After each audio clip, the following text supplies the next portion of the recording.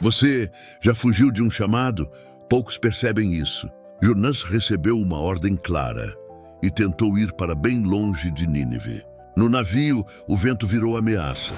Ele entendeu que a fuga tem preço. Quando tudo pareceu perdido, um grande peixe o guardou nas profundezas.